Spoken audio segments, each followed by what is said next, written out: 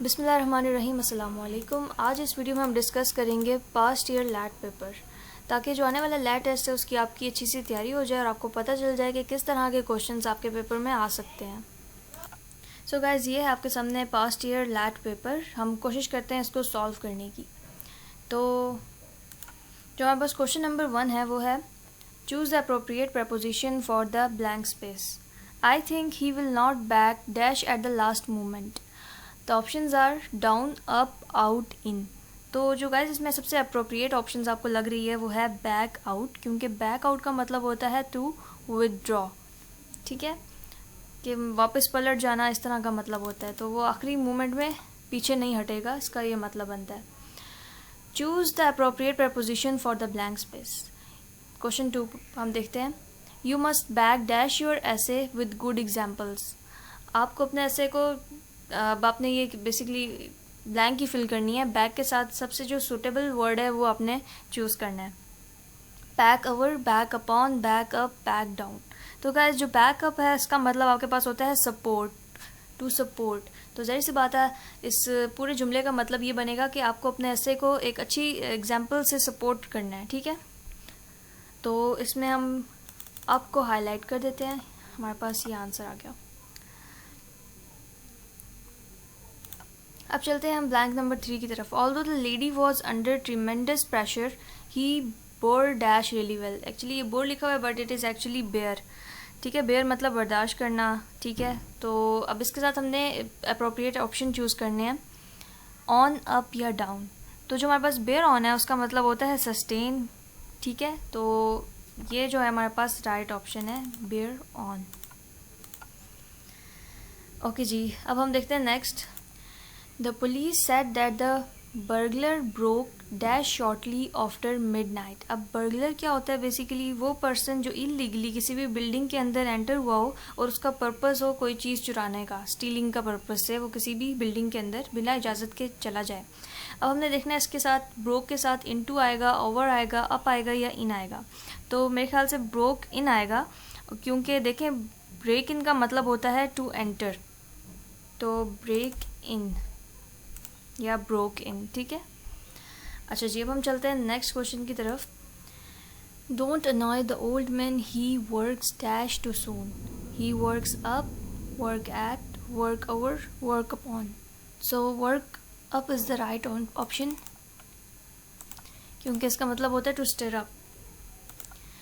अब 6 पे हमारे पास आता है contemporary means modern, futuristic, novel और एंशियंट। तो आपको तो गाइस कंटेम्प्रेरी का जो मीनिंग होता है वो है मौजूदा। अब इसका मतलब मॉडर्न है, फ्यूचरिस्ट है, नॉवल है या एंशियंट है। मॉडर्न का मतलब क्या होता है? Marked by characteristics of the present period. Futurist को आप कहते हैं marked by the characteristics of future. Novel को marked by the characteristics of a new और अ डिफरेंट थिंग। और एंशियंट होता है हमारे पास marked by the characteristics of past. तो ऑफ कोर्स इसका मतलब है मॉडर्न, बिकॉज करंट टाइम में, मौजूदा टाइम में जो भी चीज़ होती है उसको हम मॉडर्न बोलते हैं। 7 आपके पास है decade means a period of 10 years, a period of 5 years, a period of 20 years और डिटेरियोरेट। तो डिकेड का मतलब सही सी बात है पीरियड ऑफ 10 years होता है। जब आपके पास डिटेरियोरेट होता है इसका मतलब होता है टू मेक समथिंग वर्स। ठीक है, तो इसका राइट ऑप्शन है हमारे पास ऑप्शन ए। 8 पे है आपके पास grandeur means pride, serenity, splendour, vigour. Grandeur जो होता है इसका मतलब होता है अजमत वाला। सेरेनिटी होता है आपके पास बर्दबारी, और स्प्लेंडर का मतलब शान शौकत ही होता है। मतलब कि ग्रैंडर और स्प्लेंडर का मतलब आपके पास सेम आ रहा है, और विगर का मतलब होता है कुव्वत वाला। So the right answer is splendour. Now see question 9, rejoinder. हमने बताना है रीजॉइंडर का मतलब। ठीक है, तो rejoinder is actually a very angrily और रूड रिप्लाई। अब रिप्लाई का तो आपको पता है मतलब जवाब होता है। आउटकम मीन्स हासिल जो होता है आपको, like it is also called result. Connection या इंसल्ट। इंसल्ट क्या होती है? बेइज्जती होती है। सो रीजॉइंडर का मतलब जो सबसे करीबी मतलब है वो बन रहा है reply. So the correct answer is reply. Now 10 mark the correct spelling. अब आपने इसमें से आइडियोलॉजी के करेक्ट स्पेलिंग बताने हैं। तो ये तो मुश्किल ही है, शायद ही किसी का गलत हो जाए। तो आइडियोलॉजी के करेक्ट स्पेलिंग ये भी हैं और ये भी हैं। देखिए 2 सेम ब्लैंक्स दे दिए उन्होंने। तो आप इन दोनों पे अगर ऐसा हो जाए कि दोनों ही मतलब देखें, यहाँ पे भी आइडियोलॉजी की स्पेलिंग सेम है और यहाँ पे भी आइडियोलॉजी की स्पेलिंग वही दिए हुए हैं, तो आप इन दोनों को मार्क कर दें। Okay, now option number question number 11, mark the correct spelling. Empirical, ये हमें पता चल गया वर्ड क्या है एम्पेरिकल। तो अब आपने इसके राइट स्पेलिंग सर्च करने हैं, तो जो इसके राइट स्पेलिंग है वो ये है। तो देखिए तो टफ़ पेपर नहीं है बेसिकली, जनरल नॉलेज और ग्रामर आपकी अच्छी होनी चाहिए, ठीक है। अगर आप एक लफ्ज़ को अच्छे से प्रोनाउंस कर सकते हैं तो आपको उसके स्पेलिंग भी पता चल जाएंगे कि कौन से करेक्ट स्पेलिंग है। अच्छा जी, 12th में हमने बताना है correct spelling again. Influenceable, influential, influential, ठीक है। तो करेक्ट स्पेलिंग जो है इसके वो ये हैं। ये लफ्ज़ तो आपने अक्सर अपनी बुक्स में भी पढ़ा होगा, सो आपको भी पता ही होगा कि करेक्ट स्पेलिंग है INFLUENTIEL। Question 13, mark the correct sentence. As for my health you need not worry. This is not a right sentence, so move towards the next. As concerning my health you do not have to worry. No, as goes my health you cannot worry. You cannot worry is not a right way to say. Last option is as for my health is concerned you don't have to worry. So this is the most complete and the right sentence, so I am going to highlight it. Okay, now move towards the next. Mark the correct sentence. It was a cold day and many indication of snowfall. ये golden है और many indications में snowfall की भी indications हैं। Next sentences, it was a cold day but with the indications of snowfall. ये एक golden है लेकिन मैनी इंडिकेशंस ऑफ, ठीक है। It was a cold day with many indications of snowfall. This is the right sentence. It was a cold day with many indications of snowfall. यहाँ पे but या and से आपको sentence को जोड़ने की ज़रूरत नहीं है, because you can say it in one single sentence. It was a cold day despite many indication of snowfall. No, ये भी गलत है आपके पास. So move towards the next. Now look at question number 15. Mark the correct sentence. Option number A is he always has and will do it. So ये it लिखा हुआ है खैर. Second is he always had and will do it. He always will do as he has in the past. And the last one is he has always done it and will always do it. This is the best way. उसने हमेशा ऐसा किया और हमेशा ऐसा करेगा, ठीक है। तो ये करेक्ट सेंटेंस बन रहा है। Now have a look on question number 16। Choose the word most nearly the opposite of cosy. Cosy means comfortable. Option number 1 is kindness, be uncomfortable, relief, free. As we can see cosy का मतलब तो comfortable है, kindness का मतलब होता है रहम दिल, अनकम्फर्टेबल का मतलब होता है नॉट कंफर्टेबल। सो इसलिए हम कॉजी का ऑपोजिट जो है, मोस्ट नियरली ऑपोजिट जो है वो है uncomfortable. Now question number 17, choose the word most nearly the opposite of revolution. Revolution का मतलब होता है इनकलाब, अ सडन चेंज। अब इसमें आपके पास ऑपोजिट एवोल्यूशन का मतलब होता है एस्टिमेशन, एवेल्युएशन का मतलब होता है estimation. Evolution means gradual change. ज़ाहिर सी बात है इनकलाब का मतलब अगर फौरी चेंज है तो, और एवोल्यूशन का मतलब है gradually change means Aahista Aahista changing आना। तो इसका अपोजिट बन रहा है यही वाला आपके पास एवोल्यूशन, तो हम इसको भी मार्क कर दें। अच्छा जी, नेक्स्ट क्वेश्चन की तरफ चलें। Choose the word most nearly the opposite of amoral. Amoral का मतलब होता है गैर अखलाकी, आप इसको कह सकते हैं। अब आपके पास ऑप्शंस हैं, ऑपोजिट आपने चूज़ करना है। Unusual, unfriendly, ethical, suave. Suave तो आपके पास मतलब होता है कॉन्फिडेंट, और बेसिकली जो इसका मोस्ट जो नियर ऑपोजिट है वो आपके पास एथिकल है, क्योंकि एथिकल का मतलब होता है अखलाक में आना, अखलाकी, और इमोरल का मतलब होता है गैर अखलाकी। So this is the best answer of this question. Okay, yes. Now इस पेपर के थोड़े फॉन्ट्स ख़राब हुए हैं तो मैं साथ साथ सही करके आपको शो कर रही हूँ। अच्छा जी, नेक्स्ट में आपने क्या करना है, choose the nearly opposite word of dirt. तो इसका आप कहते हैं उर्दू में अफलास। अब आपने इसका नियर ऑपोजिट लेना है, अनयूजुअल, अबंडेंस, स्केरिटी, डार्कनेस। सो इसका जो ऑपोजिट वर्ड है वो है अबंडेंस, बी वाला ऑप्शन। तो क्योंकि डर्ट का मतलब है कमी, ठीक है, और अबंडेंस का मीन है ज़्यादा सी अमाउंट में, ठीक है। तो ये इसका हो गया ऑपोजिट। ओके, अब हम देखते हैं next. Now the last blank, English part की आपकी लास्ट ब्लैंक है। बेसिकली इसमें 20 जो क्वेश्चंस होते हैं वो आपकी ग्रामर और इंग्लिश रिलेटेड होते हैं, ठीक है। तो ये जो आखिरी ब्लैंक है, choose the word most nearly opposite of lacuna. तो इसमें आपके पास ऑप्शन है एडवांस्ड, गैप, टाइडी, कम्पीट। अब आपको इसमें गैप को देखेंगे तो या इसका तो मतलब सेम मीनिंग में आ गया है। तो यूजुअली ये गलती हो जाती है कि ऑपोजिट मांगा होता है, हम सेम जो उसका मीनिंग बन रहा होता है उस पर टिक करके आ जाते हैं। तो बी केयरफुल इन दैट। और लक्यूना का जो ऑपोजिट होगा वो होगा कम्पीट। इसका मतलब है कंप्लीट का मतलब तो आपको पता ही है, कम्पीट, ठीक है। और लक्यूना का मतलब होता है गैप आना, अ ब्लैंक स्पेस और अ मिसिंग पार्ट। तो ये यहाँ पे हमारा इंग्लिश पार्ट ख़त्म हो गया। अब हमारा शुरू होगा general knowledge part.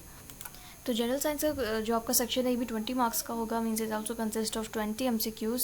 So MCQ number 1 is Baglihar dam is constructed by India on river Sutlej, Ravi, Jhelum, Chenab. तो इसका राइट ऑप्शन आपके पास है चेनाब। अच्छा जी, 22 MCQ number 22, South Asian Association for Regional Cooperation SAARC consist of dash member states. तो it consist of 8 member states and these states are Afghanistan, Bangladesh, Bhutan, India, Maldives, Nepal, Pakistan and Sri Lanka. तो यहाँ पे ये आ गया आपका 8 स्टेट्स बन गई टोटल। नाउ 23, अच्छा जी 23 में आपके पास है total number of independent countries in world are 193, 194, 195 या 196। तो these are 195। Okay, 24 is world greatest country in term of area. It's not area, it's actually area is United States of America, Canada, China, Russia. तो जो largest country in term of area is Russia. Russia जो है आपके पास मतलब सबसे largest country है, ठीक है। उसके बाद सेकंड नंबर पे आपके पास कनाडा आता है, थर्ड पे आपके पास अमेरिका आता है एंड फोर्थ में हमारे पास चाइना आता है, ठीक है।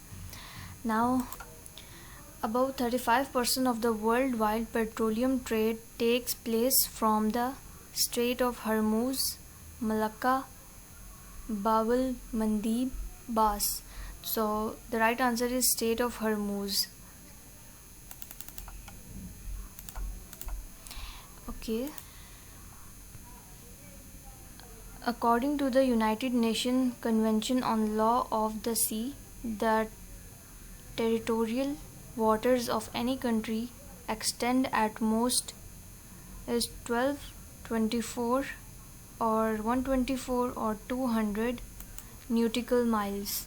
So the right answer is 12 nautical miles. Okay, I'm gonna highlight it. How many of these international languages are recognized by United Nations? 4, 6, 8 or 10? So the right answer is 6, and these languages are Arabic, Chinese, English, French, Russian, and Spanish. So these are the 6 languages that are recognized by United Nations. 28. Which among the following country does not follow veto power in the United Nations? USA, China, Britain, Germany. Germany didn't follow it. So the right answer is Germany. Now 29. The Permanent Secretariat of SMRC is established at Kathmandu, Dhaka, New Delhi, Colombo. So the right answer is Kathmandu. It is the capital of Nepal. Right? The largest ocean, actually there is ocean in the world. Okay, I deleted by mistake. So the largest ocean in the world is Indian Ocean, Atlantic Ocean, Pacific Ocean, Antarctic Ocean. Sorry, Arctic Ocean. So the right answer is Pacific Ocean. Okay, Indian Ocean is the third largest, Atlantic is second, Pacific is first largest ocean, and Arctic Ocean is fourth largest ocean in the world. Now the next question is, most widely spoken language in the world is Chinese, Spanish, English, French. The right answer is Chinese. About 1.1 billion people speak Chinese, and 527 million speakers of Spanish are there, and 983 million people speak English, and 229 million people speak French. So the largest or the most widely spoken language of the world is Chinese. Now, country with the largest proven petroleum reserves in the world is Saudi Arabia, Russia, Kenya, Canada, Venezuela. So the right answer is Venezuela. And it is in South America. It got independence in 1830. Right? So see question number 33. A billion contain 10 million, 100 million, 1000 million or 10,000 million. So the right option is option C. Question number 34. Galileo is associated with which of the following inventions?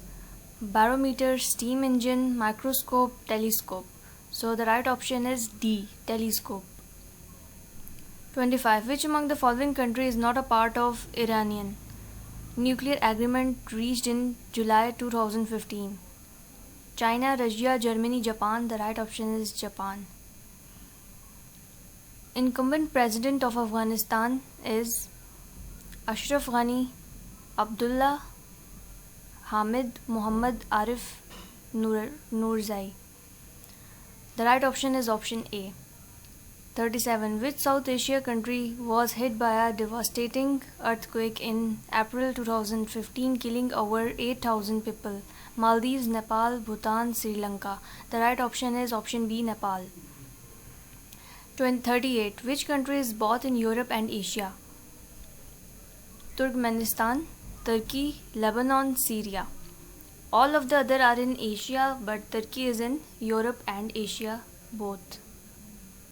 President of USA: Hillary Clinton, Donald Trump, Barack Obama, George Bush. So the right option is Donald Trump. Question number 40. Wular Dam is constructed by India on river Sutlej, Ravi, Jhelum, Chenab. The right option is C, Jhelum. Now जो general science का question है वो over हो गया है. अब हमारे पास Islamic studies का क्वेश्चन पोर्शन शुरू हो रहा है जो कि 10 मार्क्स का है. तो इसका जो पहला सवाल है, the dictionary meaning of zakat is sacred to purify payment of destitute money in the way of Allah. The right option is to purify. Question 42. The bond of Mawakhat was created by Holy Prophet PBUH, peace be upon him, between Muslims and non-Muslims, Muslims and Jews, people of Makkah and Medina, Ansar and Muhajirin. The right option is option D, Ansar and Muhajirin. 43. Tazkiyah means to pay zakat, to make charity, self-purification, to promote virtue. The right option is option C, self purification. तो आपको जो इस्लाम में जो basic terms हैं, कुछ जिस तरह ज़कात हो गया या इस तरह की तौहीद हो गया, इन सब के मानी आपको पता होने चाहिए आई थिंक. तो फिर आपका इला पोर्शन भी काफ़ी इसके हो जाएंगे आपके MCQ solve. Now 44. The surah which includes the most concise description of tawheed is Surat Al-Fatiha, Surat Al-Asr, Surat Ikhlas, Al-Kausar. The right option is option C. These questions are not very tough. Question number 45. The surah which mentioned the Islamic law regarding marriage and divorce is Al-Nisa. Right option is B. Which surah of Holy Quran describes halal and haram and sacrificial animals? Surah Al-Baqarah, Al-Maidah, Al-Araf, Al-Anfal. So the right option is B. 47. Who was sent by Holy Prophet, peace be upon him, as his envoy to Quraysh of Makkah on the eve of Sulh Hudaybiyah? Hazrat Ali रज़ी अल्लाह ताला अन्हा, Hazrat Bilal रज़ी अल्लाह ताला अन्हा, Hazrat Jabir रज़ी अल्लाह ताला अन्हा, Hazrat Usman रज़ी अल्लाह ताला अन्हा. So the right option is option D. In which year the Holy Prophet, peace be upon him, performed the pilgrimage? 7, 8, 9, 10. It was 10. So the right option is D. The Rukn Azam of Hajj is Tawaf, Wukuf Arfa, Ihram. Sahi. The right option is B. Wukuf Arafah. Which surah of Holy Quran has Bismillah twice? Surat Al-Nur, Surat Al-Nahl, Surat Naml, Surat Al-Rad. So the right option is Al-Naml. Now ये आपके 10 सवाल थे Islamic study से related. अब आपके पास पाक studies portion start हो रहा है, वो भी 10 मार्क्स का है. 51. Okay. Dash was the first Honorable Chief Justice of Pakistan. Justice Abdul Rashid, Justice Muhammad Munir, Justice Muhammad Shahabuddin, Justice A.R. Cornelius. So the right option is Justice Abdul Rashid. Pakistan was declared Islamic Republic in the Constitution of 1956, 1962, 1973 or none. It was 1956. So आपको यहाँ पे क्या करना है, important dates याद रखनी है पाक स्टडीज़ के लिए, ठीक है. Okay. Pakistan purchased Gwadar from Muscat in 1956, 1957, 1958, 1959. The right option is option C. Question number 54. Which among the following country opposed Pakistan's inclusions in United Nations at the time of independence? India, Iran, China, Afghanistan. That is option D, Afghanistan. Kolistan Desert is located in which province of Pakistan? Balochistan, Khyber Pakhtunkhwa, Sindh, Punjab. The right option is Punjab.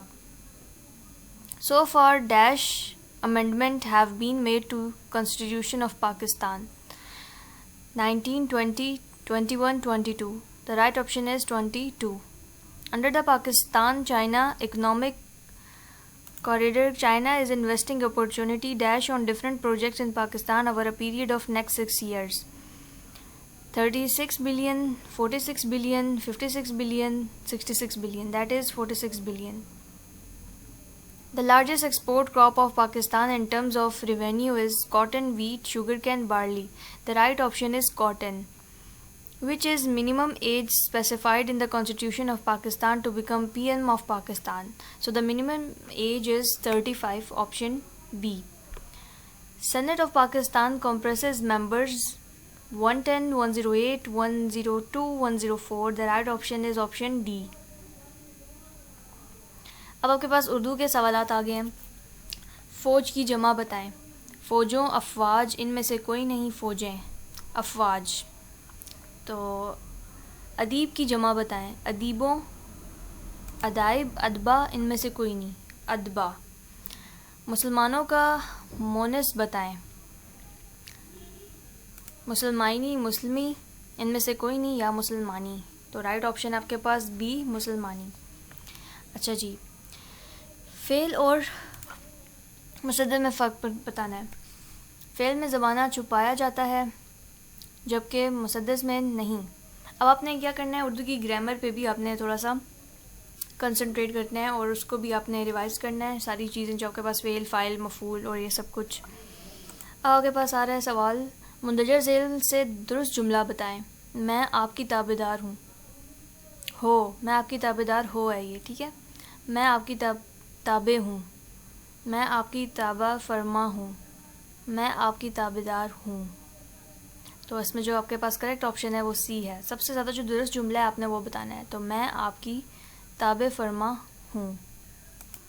फिर से मुंदरजा gel में से दुरुस्त जुमला बताना है. दही सेहत के लिए अच्छे है. दही सेहत के लिए अच्छा है. दही सेहत के लिए अच्छी है. दही सेहत के लिए अच्छी है. तो जो आपके पास बी है वो सही ऑप्शन है. दही सेहत के लिए अच्छा है, ठीक है, दही जो होती है वो मुज़क्कर होती है, ठीक है, होता है। अब आपके पास अगला है पतरस बुखारी का असल नाम क्या है? फ़तेह मोहम्मद, कतबुद्दीन शहाब, सैयद अहमद शाह, सैयद मोहम्मद शाह। तो इसका राइट ऑप्शन है सी। अब आपके पास आगे हैं थोड़े से मैथमेटिक्स के क्वेश्चंस। ओके जी, 5 मार्क्स के हैं ये, ज़्यादा घबराने की बात नहीं है, ये भी इजी से ही होंगे। In the exam, 45 students failed and 550 students were successful. The total number of students appeared in the exam were. अब आपके पास एग्ज़ाम में 45% स्टूडेंट फेल हो गए हैं और 550 स्टूडेंट सक्सेस हासिल की है, ठीक है। तो इसका सोल्यूशन हम कैसे करेंगे, ठीक है। जो आपके पास 550 है वो बेसिकली आपने परसेंटेज में अगर हम उसको मेजर करें तो ज़ाहिर सी बात है 100 में से अगर 45 स्टूडेंट फेल हो गए हैं तो 100 माइनस 45 इज़ इक्वल टू 55%। तो 55% आपके पास हो गए हैं। अब 45% को आपने बेसिकली नंबर्स में अगर हम कन्वर्ट करना चाहें तो वो क्या हो जाएगा, 45% का मतलब है 450 स्टूडेंट्स। 100 में से 450 स्टूडेंट्स आपके पास क्या हो गए हैं, फेल हो गए हैं। टोटल कितने हो जाएंगे, 450 plus 550 that will be equal to 1000। तो आपके पास ये आंसर आएगा 1000 students. Which of the following is the greatest number, आपने बताना है ग्रेटेस्ट नंबर कौन सा इनमें। तो ज़ाहिर सी बात है, देखिए 1/2 ऑफ 1028, ये आप सॉल्व करेंगे बारी बारी।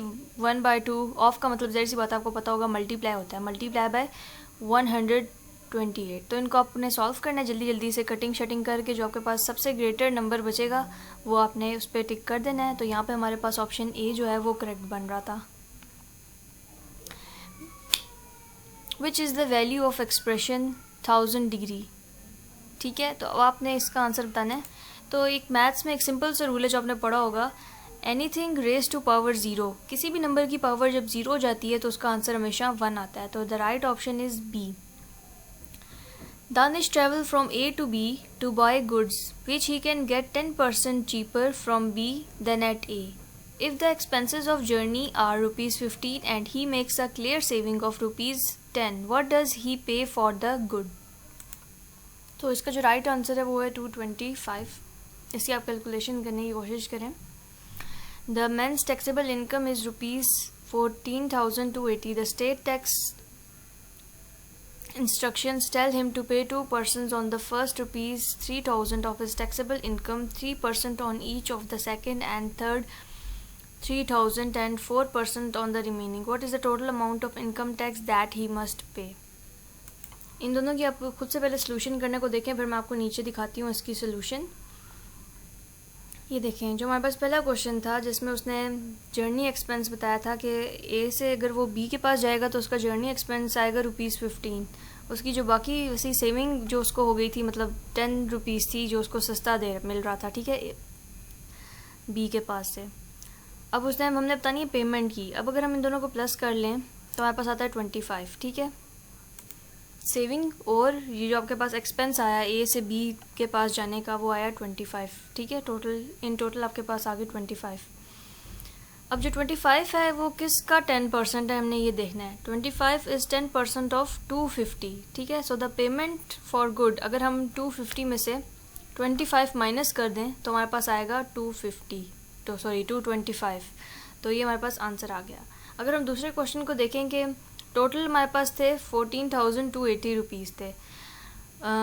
जो फर्स्ट था 3,000, तो 2% अगर हम निकालें 3,000 का तो हमारे पास 60 आया। 3% निकालें 3,000 का तो 90 आया। 3% निकालें 1,000 का तो फिर अगेन 90 आया। ये आपको पता है परसेंटेज किस तरह निकालते हैं, 3,000 मल्टीप्लाई बाय 2 डिवाइडेड बाय 100 करेंगे तो आपके पास 60 आंसर आएगा, ठीक है। अब हम देखना कि इसके पास रिमाइंडर कितना बच रहा है। टोटल अमाउंट इतनी थी, उसमें से अगर हम ये सारा कुछ माइनस कर दें, ठीक है, जो हमारे पास 3 + 3 + 3 9,000 था ना, तो ये अगर हम माइनस कर दें तो हमारे पास आया 5,280।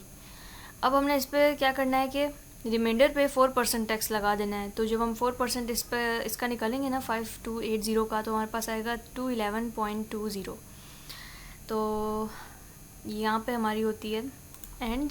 लेकिन अभी जो ये मार्क्स अभी यहाँ पे कंप्लीट नहीं हुए। यहाँ पे आप देखेंगे कि इसके बाद आपको एक ऐसे दिया होगा, ठीक है, किसी भी टॉपिक पे, और 15 मार्क्स का होगा, वो उसमें आपने 200 वर्ड्स मैक्सिमम लिखने होंगे, ठीक है। तो उसके कुछ टॉपिक्स मैं ये बता देती हूँ आपको। Blessing and evils of money, role of United Nation Organisation, और जो हमारे पास है इस्लाम एंड साइंस। ये 3 टॉपिक्स आए थे, ठीक है। इस टॉपिक की मैं इन जो जितने भी ये टॉपिक्स यहाँ पे गिवन है तो इनकी मैं वीडियो अलग से बना रही हूँ ताकि आपको पता चल जाए कि आपने किस तरह से पैराग्राफ लिखने हैं, ठीक है। अगर आप blessings and evils of money करें तो पहले पैसे के फ़ायदे लिखेंगे, नुकसान बताने होंगे आपने, ठीक है। इसका मैं बता रही हूँ। Blessing and evils of money का मतलब होता है पैसे के फ़ायदे या नुकसान। इसी तरह role of United Nation Organisation, अक़वाम मुत्तहिदा का किरदार। इस्लाम और साइंस में आपने इस्लाम और साइंस के बारे में बताना है, ठीक है, इनका रिलेशन आपस में। और खैर ये जो इसकी डिटेल टॉपिक है और सब सारों के जो ऐसे हैं वो मैं नेक्स्ट वीडियो में एक्सप्लेन करूँगी, ठीक है। अगर आपको हमारी वीडियो पसंद आई है तो हमारा चैनल सब्सक्राइब करें और हमारी वीडियो को लाइक करें, शेयर करें और अपना और अपने घर वालों का ख्याल रखें। अल्लाह हाफ़िज़।